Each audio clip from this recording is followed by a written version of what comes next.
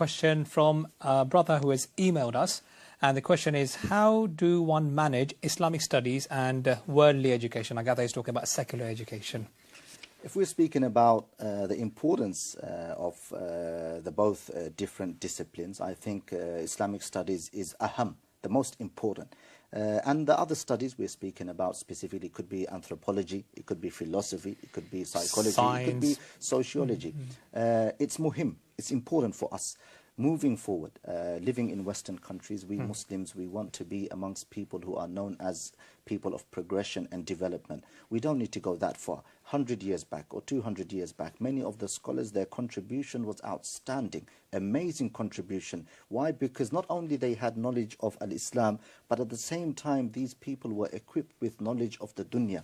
And this is why they contributed immensely. Let us go back a few centuries to Ibn Sina. This is a man who was known as a polymath, who had contribution in every aspect of the deen, as well as medicine, as well as philosophy, as well as psychology, sociology, anthropology, history, all of those important disciplines. And the books have been taught in universities as well. Absolutely. And well-known household name in Europe. Today, we are reading the encyclopedia of medicine that was written by this scholar. So these scholars, they contributed. How? Because they had knowledge of al-Islam as well as knowledge of the dunya.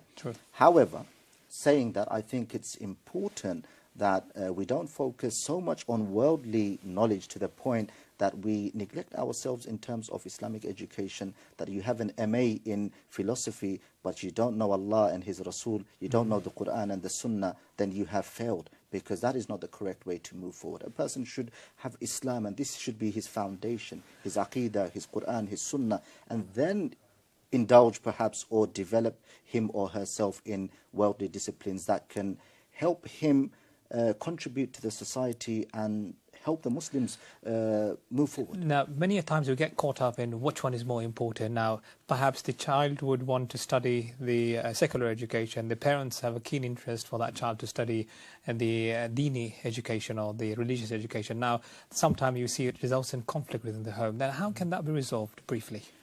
Islamic studies, as I mentioned in the beginning, without a doubt is the most important discipline or subject or matter in a believer's life, because their success in the hereafter is very much dependent on how they know Allah and how much they follow the Sunnah of Muhammad sallallahu alaihi wasallam. Now, a person wants to study psychology, very important topic, sociology and history, but if they study that so much, they neglect Islam, problematic. Jazakallah khair, inshallah. We will come back to you perhaps in the next segment and find out more in details.